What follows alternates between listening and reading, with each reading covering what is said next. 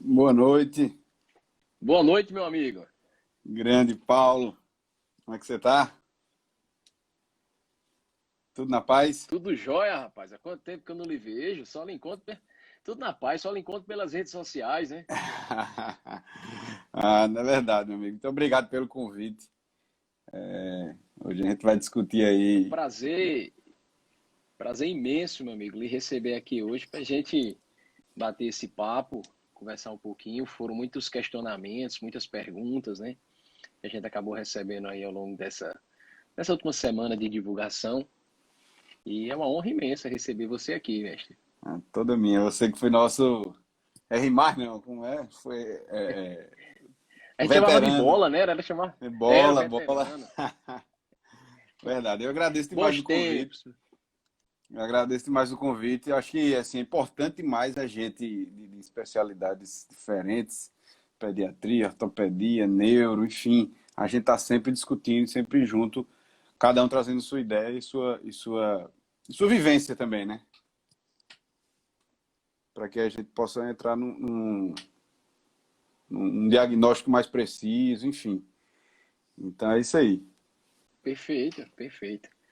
Então vamos lá, é um horáriozinho um pouquinho diferente, né? Que a gente tá entrando hoje um pouco mais cedo, mas lembrando que vai ficar salvo aí esse nosso bate-papo, então vai estar disponível aí para todo mundo, tanto aqui na plataforma do Instagram quanto na plataforma do YouTube, né? Então, seja bem-vindo, meu amigo, do nosso doutor Joaquim Fernandes, graduado pela Universidade Federal de Campina Grande, lá nossa UFCG, e atualmente no terceiro ano, não é isso? De residência em ortopedia no Hospital Otávio de Freitas, em Pernambuco. Pernambuco maravilhosa. Ô terra E boa, viu? ali é bom de verdade, viu? Pernambuco é abençoado demais. Recife ainda tá um pouquinho tumultuado, tá? Rapaz, está um pouquinho ainda, viu? Na verdade, diminuiu o número de casos aí, diminuiu bastante nos hospitais de campanha. Eu acho que até o que tinha lá perto do hospital onde eu trabalho já estava entregando devolvendo os materiais, já está tranquilizando mais a epidemia, sabe? Mas a gente sempre tem que ficar ligado, né? É. Porque tem a história da segunda onda. E por aí, como é que tá? Rapaz, Ribeirão, ele passou muito tempo na zona vermelha. Agora foi que saiu da zona vermelha, mas ainda segue como um epicentro aqui no interior de São Paulo, né? Muitos casos. As UTIs aqui da USP de Ribeirão Preto, lá no Hospital das Clínicas, persistem em lotação praticamente máxima, né? Quase que total. Apesar de que não tivemos tantos casos graves assim ainda na pediatria, né? Graças a Deus, a criança ela funcionou mais como esse veículo de transmissão do que um portador com manifestações clínicas graves ou com necessidade de maior suporte, né? Seja esse suporte metabólico ou ventilatório. Mas eu não sei, vamos aguardar aí. Eu espero que a situação aqui acabe melhorando com o passar do tempo, né? É verdade, é verdade. Vamos se cuidar e vamos seguir em frente, né? Então vamos embora. Então, pessoal, sejam todos bem-vindos, né, para esse nosso bate-papo hoje, que a gente vai conversar um pouquinho, né, sobre o papel do especialista no universo pediátrico, com uma visão do nosso quase ortopedista, nosso futuro ortopedista aí, que está já chegando nos finalmente e que tem uma prática intensa, né, dentro dos hospitais, ao longo de sua formação, né, como especialista. E a gente vai conversar um pouquinho sobre a criança claudicante e o universo de possibilidades diagnósticas, né, que a gente vai ver que é uma imensa possibilidades, né, que a gente tem que trabalhar, né, nessas crianças quando a gente pensa na claudicação, né? E é muito comum, é uma queixa muito comum que chega tanto no consultório do pediatra geral quanto no consultório do ortopedista, né? Uma queixa que às vezes as mães procuram, tem uma alta demanda, né? Ah, meu filho ele tá mancando, meu filho ele não tá conseguindo andar direito, o que é que será que está acontecendo?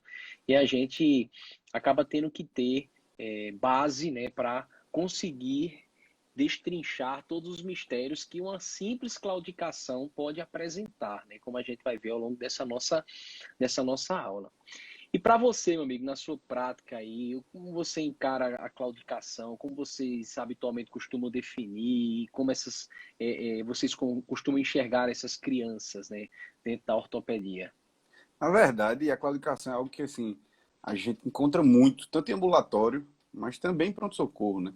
Então, assim, é algo que todo mundo, independente da especialidade, tem que ter essa noção e tem que ter esse leque de possibilidades de diagnósticos diferenciais na cabeça para que possam ser tomadas condutas adequadas, né? Eu acho que, assim, a primeira coisa que você já dizia, já diz, né, doutor Breno, você se lembra do doutor Breno, cirurgião vascular de Lembro, Campina Grande? lembro. Ele disse, primeiro você tem que conceituar, você só sabe o que é quando você conceitua alguma coisa. Então, Perfeito. claudicação nada mais é do que o fato do paciente mancar, o paciente ele está deambulando, ele limita aquela deambulação dele, seja por dor, seja por alguma causa realmente mecânica, alguma causa inflamatória, enfim. Então, ele acaba limitando a sua deambulação. Tá certo? Então, toda vez que a gente tem um paciente que chega, seja no consultório, seja no pronto-socorro, a gente, de maneira mais didática, o ideal é a gente dividir esses pacientes por faixa etária. E assim como tudo em medicina, a gente segue o mesmo padrão. A gente vai colher aquela história daquele paciente para tentar encontrar algum sinal ali, algum resquício que nos direcione para algum diagnóstico. Além disso, a gente vai para o exame físico. Né? Então, realmente, a gente segue realmente o passo a passo da, da semiologia, realmente. Tá certo? Agora, tem um ponto que eu acho que antes da gente começar realmente a falar de cada faixa etária, enfim, que é muito importante. A claudicação, ela pode representar uma doença simples, algo do crescimento, algum trauma banal, enfim. Porém, a claudicação pode ser um dos primeiros sinais que o paciente está dando para você de uma doença mais grave. Certo? Perfeito. Seja uma neoplasia, seja uma infecção, realmente, porque infecção Perfeito. pode ser grave. Então, eu acho que antes de começar aqui, a gente tem que lembrar do kit. O que é o kit? Kit com o quê? O kit seria a queda, então trauma é uma causa de claudicação, certo? Perfeito. I, de infecção, e T, de tumor. Então, essas três principais causas têm que estar na cabeça da gente. Então, lembrar do kit. O paciente chegou, tá doendo, não tá conseguindo deambular, a mãe referiu, o paciente, se for um pouquinho mais velho, referindo, lembrar do kit, queda, infecção e tumor. Certo? A gente primeiro tem Perfeito. que excluir esses três grandes rol de diagnósticos, né? Perfeito, meu amigo. E é interessante você falar isso, dessa questão dessa divisão que a gente vai fazer até na abordagem desses pacientes pela faixa etária, que a gente tem que saber que a criança, a gente tem que observar, apesar de que essa imagem aqui, ela ficou um pouquinho distorcida pela minha foto, mas a gente vai discutir um pouquinho antes. Então, a gente tem que entender que a deambulação da criança, ela é frágil no começo da vida. Né? Então, às vezes os pais, precocemente, eles olham a criança, veem uma certa alteração na sua marcha, né, que é essa possibilidade dessa claudicação, e às vezes já pensa numa pior possibilidade. E a gente tem que ir com um pouquinho de freio nessa análise para a gente avaliar inúmeros outros fatores, né, dentre os quais é a evolução natural da marcha da criança. Né? Então a gente tem que saber que a criança ela vai iniciar a deambulação com apoio em torno por volta dos 12 meses até os 18 meses. Né? Em geral, elas se tornam independentes para a marcha, né, como a gente sabe, mas os movimentos eles ainda são descoordenados, é um padrão imaturo de marcha. Né? É aquela base alargada, né? Perfeito. Então, assim, a gente tem que entender que isso é normal, isso faz parte do desenvolvimento da criança, né? Isso, então o primeiro passo é associar a faixa etária que a criança está aos possíveis padrões de normalidade que aquela marcha pode apresentar. Para você ter uma ideia, essa marcha imatura, ela vai até por volta dos 5 anos, e a partir dos 5 anos, chegando ali aos 7 anos, é que a criança finalmente desenvolve um padrão de marcha semelhante ao do adulto, né? Então, isso é um fato extremamente interessante para que a gente esteja atento, né, quando a gente for avaliar as nossas crianças, aí começando nos primeiros anos de vida, para fazer essa associação da idade que a criança está ao que eu espero encontrar de normalidade, porque às vezes a gente encontra uma criança, já passa o caso, não, tem uma base alargada. Diz, qual a idade da criança? Está 13 meses. Eu disse, então, calma, vamos avaliar direitinho isso aí, Exato. que nem sempre, né, a gente pode estar diante de alguma alteração mais grave, né? Exato. E para quem tá aí da gente do Ortopedia QM, que tá seguindo a gente, acha que isso é besteira, isso não é besteira, não. Isso cai, inclusive, em prova de título. Já vi questão aí dos marcos, né? Do desenvolvimento da criança. Então, realmente, a gente tem essa noção, isso é a base. Isso é a base para que a gente possa encontrar o que está patológico, o que pode estar patológico, né? Isso, Paulo. Isso. Perfeito. E a gente poderia começar assim, até essa nossa discussão, a gente tentar dividir a faixa etária das nossas crianças para que a gente compreenda possíveis alterações nessa marcha, né? Por exemplo, a gente costuma dividir, né, essas alterações de acordo com a faixa etária em três grandes grupos. O grupo etário infantil, que é do 1 até os 3 anos de idade, que a gente sabe que são crianças que têm uma dificuldade imensa de verbalizar o que é que está acontecendo, né? Então a gente vai ter uma dificuldade no diagnóstico inicial dessas crianças, porque elas simplesmente não vão ter capacidade ainda de elucidar de uma maneira clara as queixas que ela tem no momento. Então vai muito do exame físico rigoroso e da percepção clínica do profissional que vai estar avaliando aquela criança, né? Outro grupo etário que a gente tem importante é o grupo etário escolar, que vai ali dos 4 até os 10 anos, né? Que é uma criança que ela já consegue verbalizar melhor como que é que ela está sentindo, como é que está se manifestando um possível padrão de dor, né? O que é que está incomodando ela na forma como ela tem andado. E o terceiro que já é aí na fase da adolescente, que é acima dos 11 anos, em que a gente tem uma criança um adolescente, pré-adolescente, que ele consegue verbalizar bem melhor as suas queixas clínicas e isso vai facilitar a nossa elucidação diagnóstica, né? Então, a gente dividindo nesses três principais grupos, a gente acaba facilitando um pouco para entender o que é que a gente pode pensar, né, de acordo com a idade do paciente, né, meu amigo? Com certeza. É a primeira coisa. É a primeira coisa que tem que ficar atento aí é realmente a idade do paciente, porque só a idade a gente já vai direcionando para algum grupo de doenças, de patologias que esse paciente pode vir a ter, certo? Então, sempre Perfeito. ficar ligado nisso. Perfeito. E quando a gente pensa, por exemplo, nessas crianças no período infantil de 1 a 3 anos de idade, né? Que além dessa divisão que a gente fez em relação à faixa etária, a gente pode também dividir de acordo com o processo de manifestação. É um processo inflamatório, é um processo infeccioso, é um processo neurológico, né? Um processo traumático que essa criança vem apresentando, que aí já entra o que você falou, que é o kit, né? Que você acabou de dizer, que a gente, além de dividir nessas possibilidades etárias, a gente tem essas principais manifestações, né? Da queda, do trauma, da associação, da infecção, do tumor que a gente vai pensar, né? Então, por exemplo, amigo, quando a gente pensa nessa criança aí de um período infantil de 1 a 3 anos de idade, vamos pensar numa causa, um distúrbio inflamatório infeccioso. A gente tem uma principal diferença que eu acho que você gostaria muito que você comentasse um pouquinho, que é aquela sinovite transitória e a artrite séptica, né? Que acho que vocês devem pegar bastante, assim como a gente, Isso. no pronto atendimento, né? Lá no hospital que a gente faz residência, a gente tem a emergência de pediatria, né? De ortopedia pediátrica. Então, assim, é o dia a dia da gente realmente pegar esses pacientes. E é um dos diagnósticos mais difíceis de se fazer. Tá certo? Uhum. Como você falou, a faixa etária é complicada, não tem a verbalização, você não consegue realmente conversar bem com o paciente, mas aí a gente tem que diferenciar essas duas principais hipóteses no paciente que chega com uma dor osteoarticular, tá certo? Então, ele vai ter uma dor, ele não vai saber verbalizar, mas ele vai referir ali alguma dor, tá certo? E um sinal importante é a febre. Então, a febre a gente já direciona realmente para que o paciente tenha algum processo infeccioso. Tá bom? E esse diagnóstico diferencial da sinovite transitória do quadril com artrite séptica é fundamental, porque o tratamento é oposto. Tá certo? Perfeito. A sinovite transitória tem uma evolução benigna. A gente trata com medicações anti-inflamatórias, trata com medicação analgésica, repouso no leito, o paciente tem evolução benigna. Já a artrite séptica, não. A gente tem que agir rápido, cirurgicamente, antibiótico intravenoso. Tá certo? Então, como é que a gente faz essa diferenciação? A sinovite transitória, a maioria das vezes o paciente pode apresentar assim, uma limitação do arco de movimento. Então, quando você for examinar esse paciente, é importante e é fundamental, você não pode seguir sem examinar o paciente, você tem que avaliar o arco de movimento desse paciente. Às vezes ele apresenta realmente uma certa diminuição do arco, mas nada muito importante. Observar a febre, paciente, se ele tem uma febre aí acima de 38, o estado geral dele, né, do paciente, se ele está decaído ou não, tá certo? porque a gente sabe que na artrite séptica é um processo bacteriano forte. Então, o paciente chega, realmente o estado geral decaído, febre alta, tá certo? E um detalhe do exame físico, que aí é algo que a gente presencia bastante, é o bloqueio mecânico.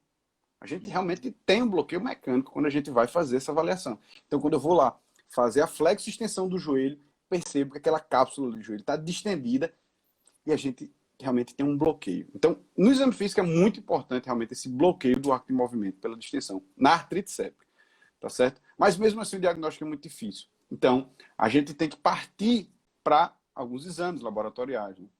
Entre eles, a gente vai pedir o laboratório hemograma, a gente pede o VHS, o PCR, tá certo? E é muito importante a gente avaliar, porque na artrite séptica o VHS está aumentado. Inclusive, tem os critérios de Koch, né? Que a gente utiliza bastante, em que a gente tem 4 grandes critérios. Se o paciente tiver os 4, ele tem 99% de chance de ter uma artrite séptica. Então, seria a incapacidade de sustentar esse membro, seria o leuco acima de 12 mil, VHS acima de 40 e incapacidade de sustentar, febre acima de 38,5. Tá certo? Então, febre, VHS, leuco, incapacidade de sustentar o membro. Então, se esse paciente tiver 3 ou mais, já mais de 90% de chance de ser artrite séptica. Então, outro grande lembrete aí, os critérios de Koch para diferenciar, especialmente na sinovite, transitório do quadril e artrite séptica do quadril. Tá certo? Inclusive, esses critérios foram feitos para o quadril, realmente. Tá certo? Perfeito, excelente, meu amigo, excelente.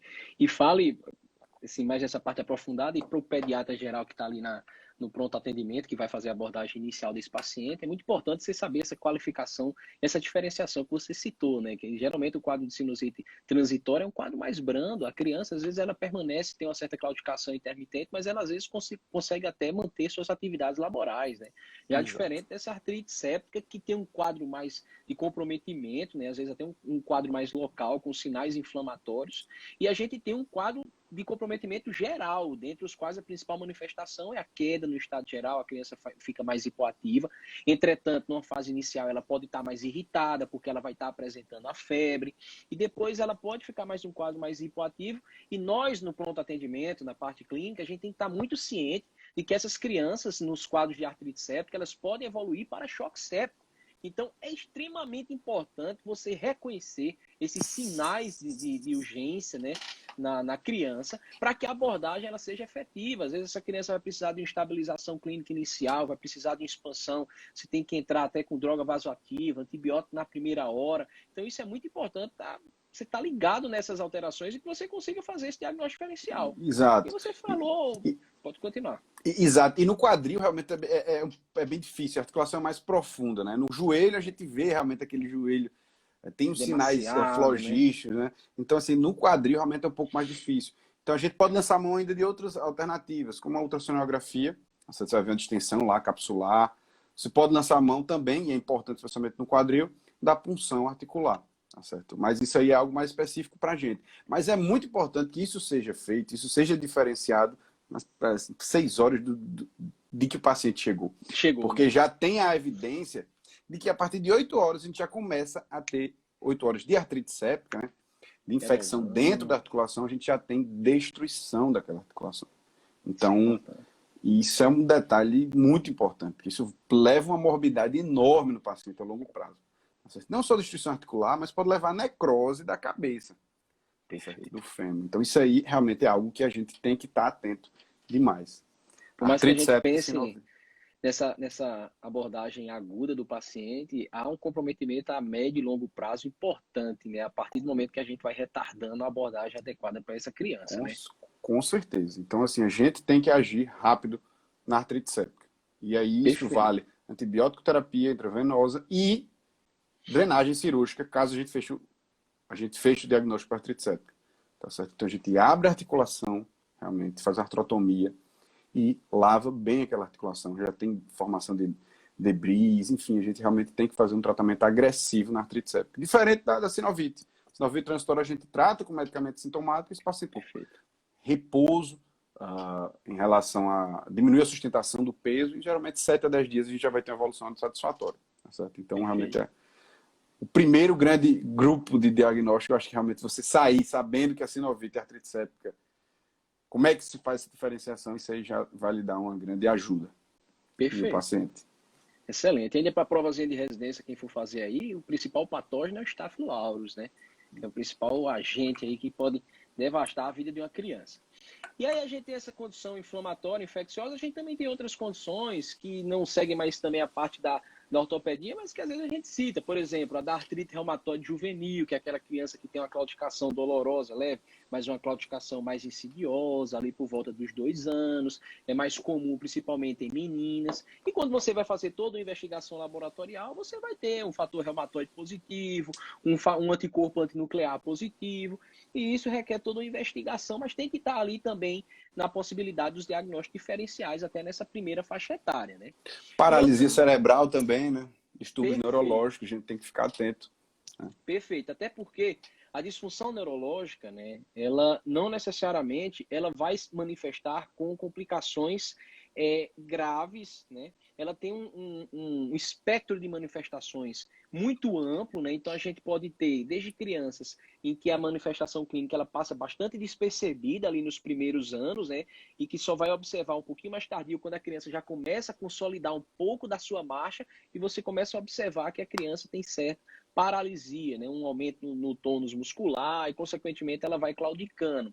Diferente daqueles quadros mais daqueles quadros mais fugazes, daqueles quadros mais claros, em que a gente tem a própria marcha espástica, né? Que é aquela criança, que ela é toda espástica, ela é retrátil. Então, também entra no diagnóstico diferencial. É muito importante se você vê uma criança dessa, quando você vai avaliar nos primeiros anos de vida, e você avaliar até as condições de nascimento. Como é que foi a condição de nascimento da sua criança? Você tem um APGA aí, para me dizer? Aí você às vezes diz, o APGA da criança foi 2, 5, 6 e 7. E eu sou então aí já mostra que ela teve um período inicial ali complicado e que ela pode ter tido alguma lesão neurológica e, consequentemente, está resultando no comprometimento motor dela, né? Então isso é Exato. importante até quando você vai avaliar a criança E a inicialmente. APC um distúrbio neurológico do sistema nervoso central, né? Que ele é não progressivo, porém as sequelas, a gente vai ter contratura, enfim, a gente vai ter todo aquela cascata de complicações, só que vai aparecer depois. Então, inicialmente, realmente, ele pode ter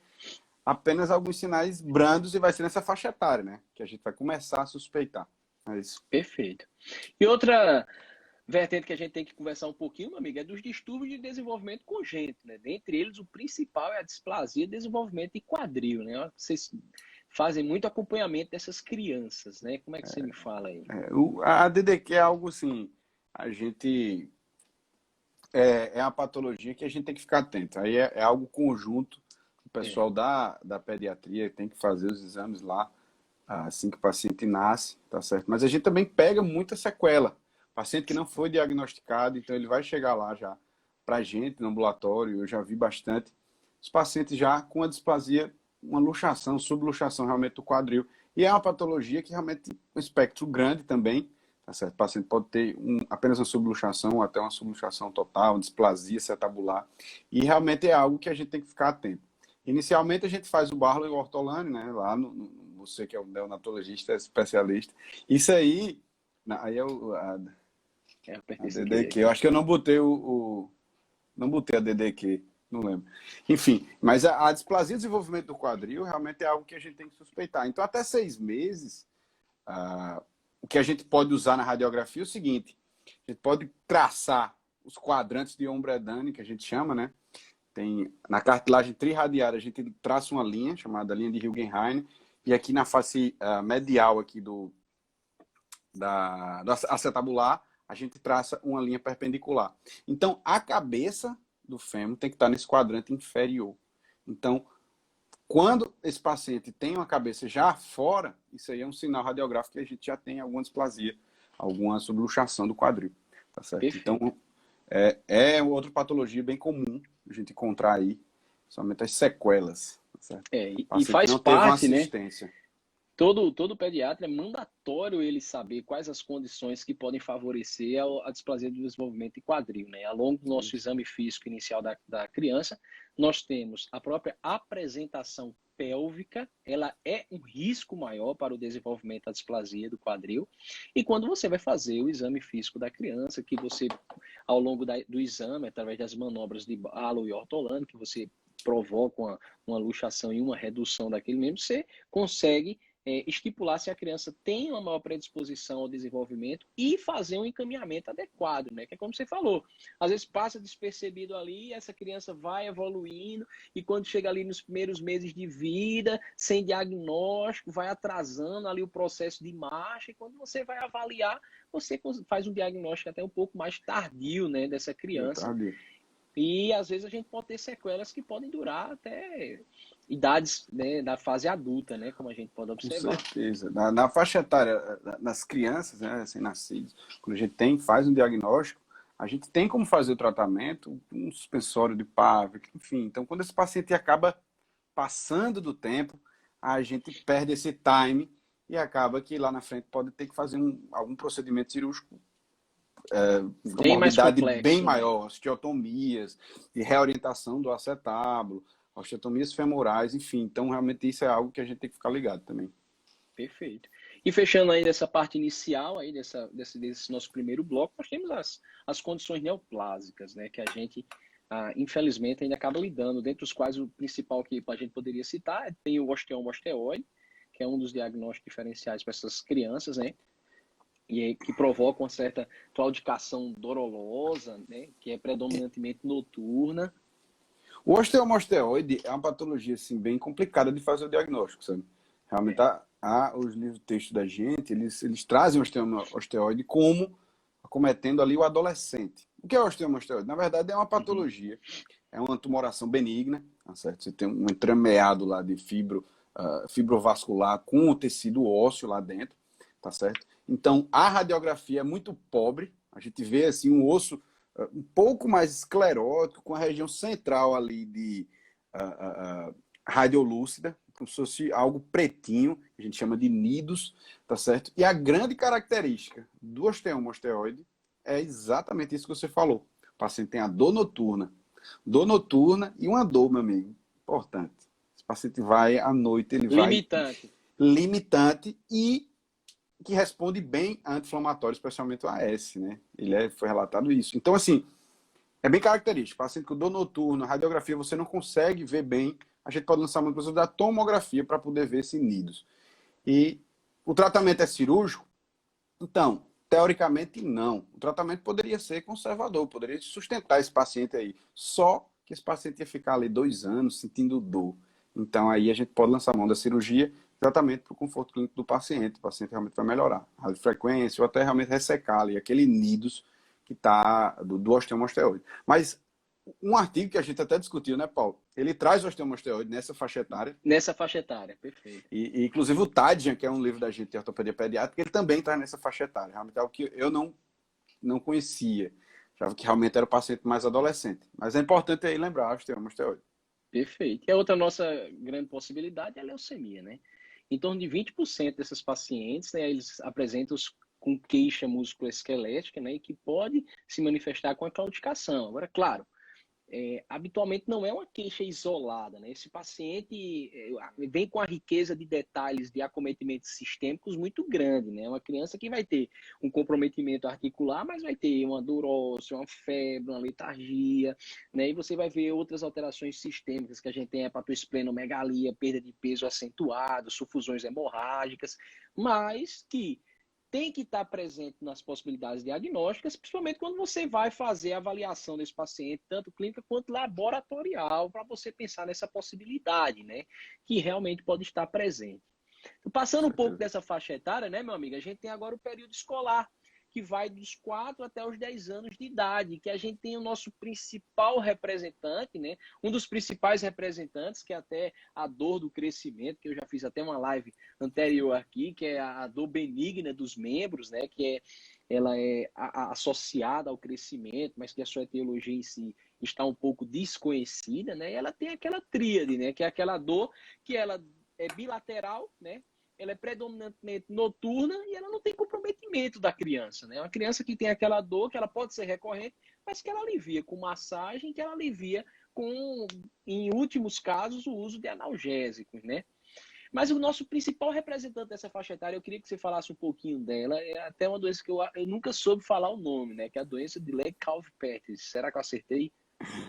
Exatamente. Na verdade, foi descrita por esses três autores ao mesmo tempo em locais diferentes, lá em 1900 e lá vai pedra. Três, ainda tem um chamado Waldenstrom, que também descreveu a mesma patologia, que nada mais é do que a necrose avascular da cabeça do fêmur. Então, o que é que acontece? Geralmente esse paciente ele está ali naquela faixa etária, né, dos 4 aos 10 anos, até 12 anos pode ir ali, e essa patologia acaba levando a uma necrose do núcleo secundário ali, da epífise do fêmur, da cabeça do fêmur, tá certo? E ela vai evoluindo em fases. Esse paciente pode chegar lá para você apenas com uma sinovite inicial, tá certo?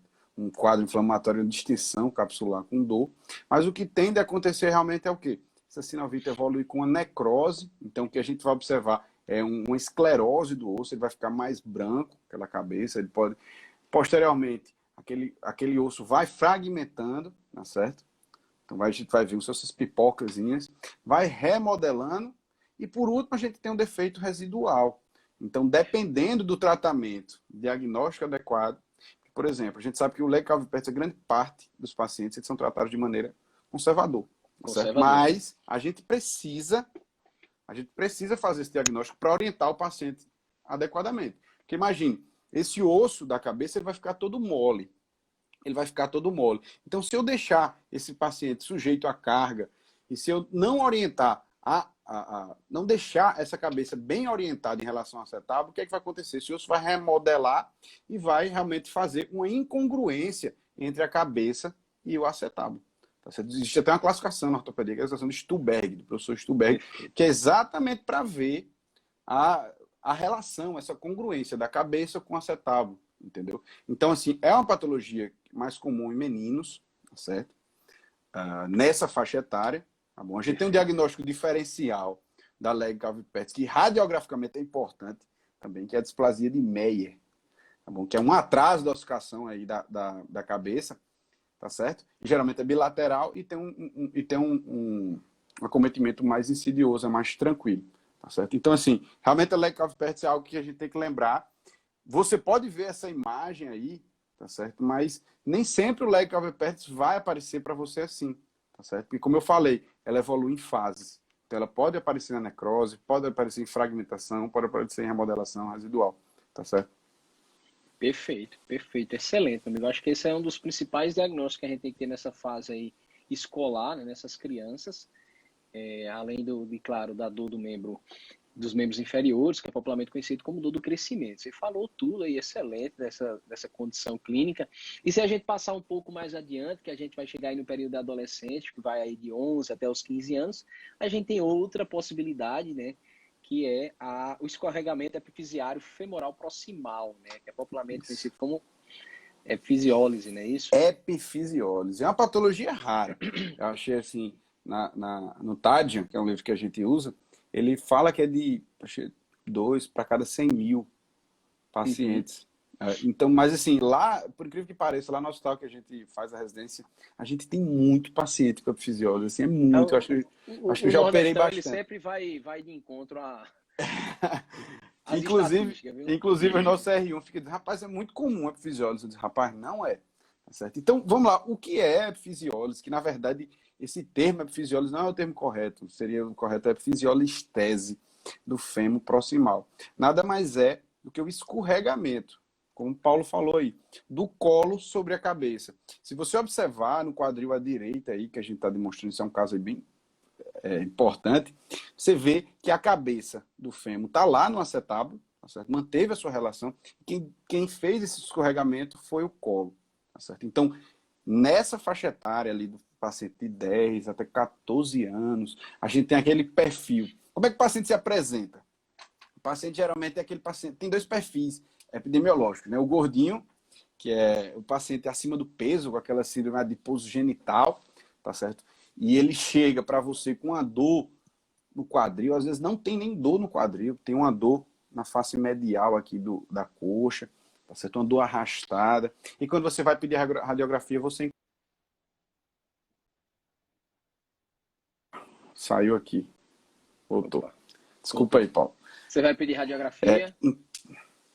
Então você vai pedir radiografia, você vai ter que observar essa relação, porque a epifisiolistese, a epifisiólise, ela precisa do diagnóstico e do tratamento eminentemente cirúrgico.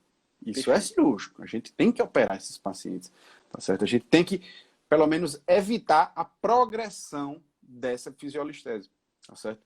Como é que a gente faz isso? A partir da fixação in situ, com parafuso canulado. Não sei se você lembra a imagem que eu botei hoje, de um paciente gordinho numa mesa com a perna pendurada.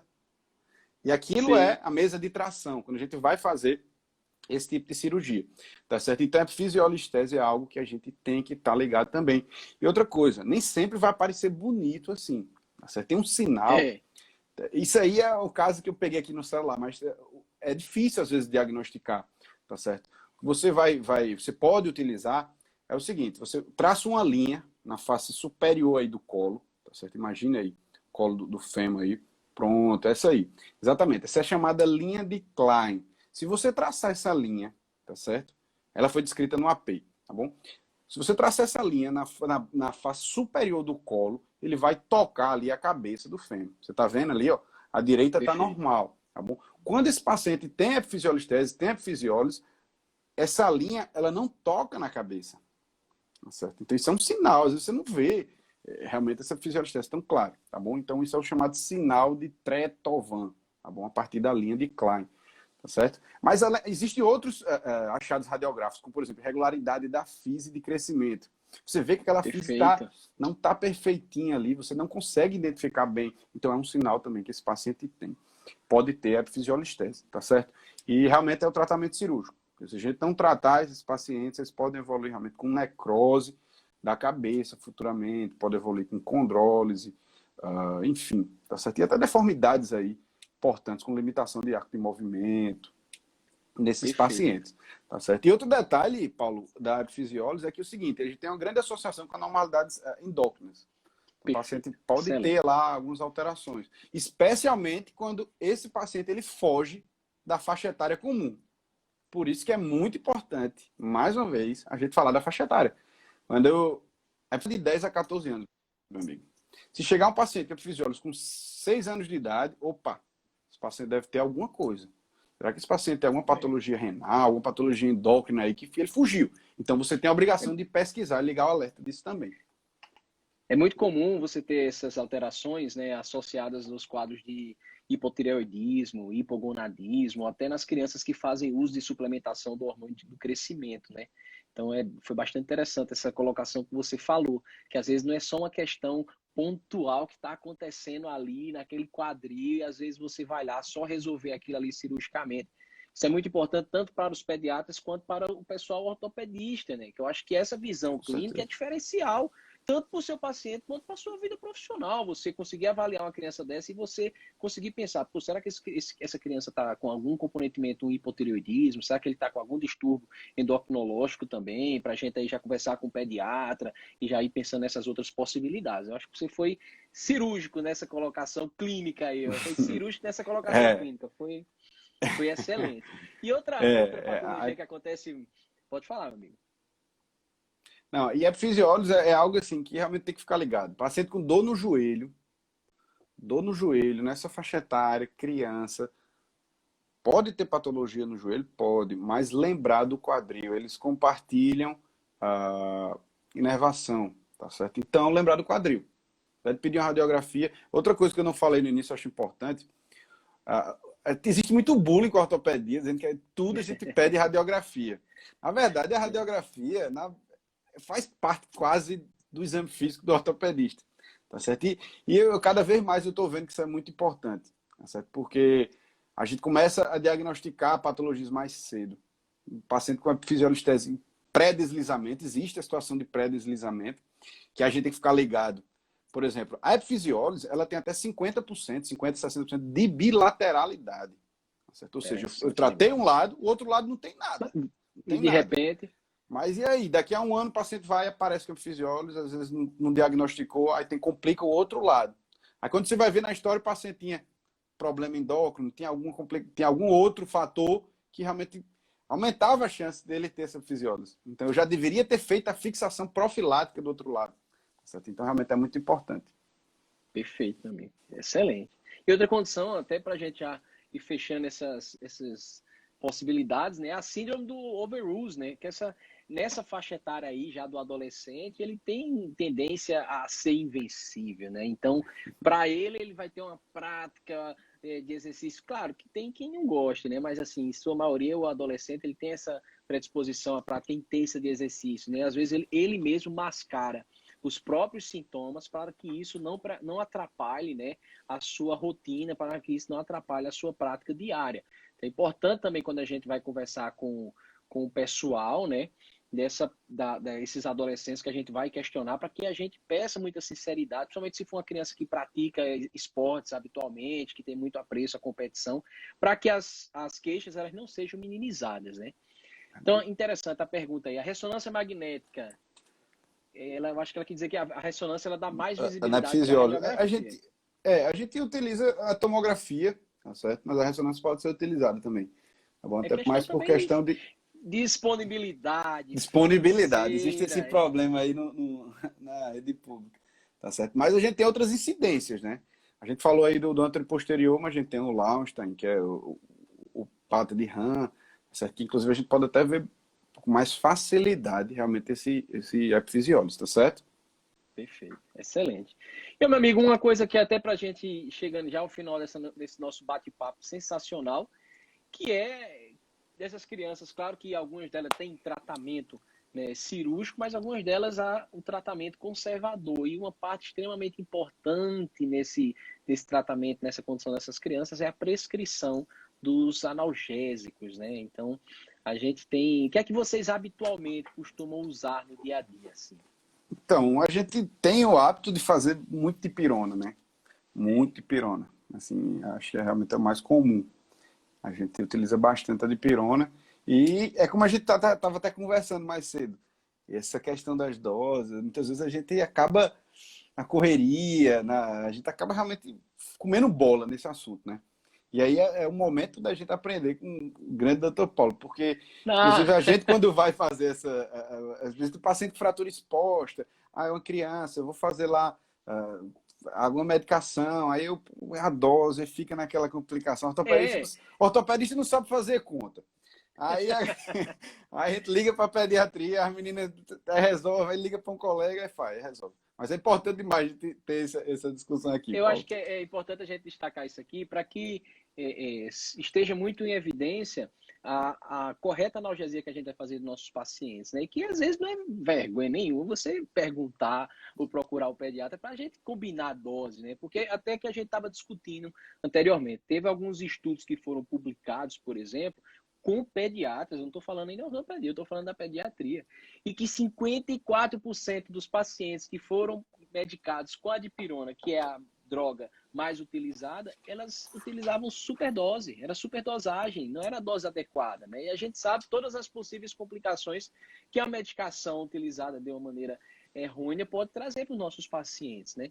E a gente tem que estar muito atento que não é uma ampola, né? Não é um frasco ampola. A pediatria, ela segue um esquema de posologia que varia de acordo com o peso da criança.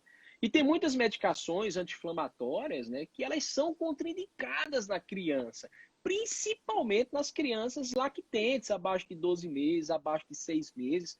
Então é muito importante, tanto o pediatra quanto o ortopedista, ele está ciente de qual analgesia correta que deve ser realizada para aquela criança, respeitando a sua faixa etária, respeitando a posologia para aquele peso, né, e respeitando todo o quadro clínico de como você pode aliviar aquela criança, seja por medidas mecânicas, como conforto, seja por medidas medicamentosas. Então, acho que é um tópico importante a gente discutir aqui, para que futuramente, aí, se tiver os colegas ortopedistas que vão avaliar e os pediatras que vão assistir essa nossa live, estar atento para uma correta analgesia dessas crianças, porque dor em criança é sinal de péssima qualidade de atendimento.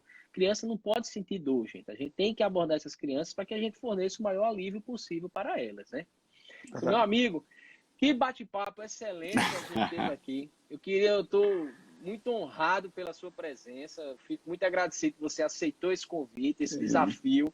Eu sei que sua semana foi extremamente corrida. A minha semana aqui também foi uma loucura. E graças a Deus a gente veio aqui e conseguiu bater esse papo para que fiquem essas informações para a população. Isso aqui é a gente compartilhar informações para as pessoas que querem obter informação. Então está aí disponível o vídeo para que elas venham. É uma discussão extremamente rica em detalhes, né? Você aí foi brilhante e muito obrigado pela sua participação, meu amigo. Eu que agradeço, Paulo. É uma honra para mim ter esse convite. Você é uma figura, um cara que assim, eu respeito demais, admiro muito, desde a época da faculdade. E meu pai, eu estava com ele, almocei com ele hoje, ele mandou um abraço, um grande abraço para você. Ô, cara, você é novo. Diga aí, manda um abraço. Ele aí foi um professor sensacional que eu tive na graduação. Eu tenho um respeito, um carinho, admiração muito grande por ele. Por ele e pelo filho, viu, meu amigo? Valeu, Paulo. E logo meu mais, irmão. quando isso tudo passar, a gente se encontra aí com fé em Deus na terrinha. Se Deus quiser, meu amigo. Muito obrigado, Paulo. A gente está à disposição, viu? Até mais, pessoal. Valeu, meu amigo. Valeu. Sucesso aí, viu? Sucesso, meu irmão. Um Tchau. abraço. Boa noite.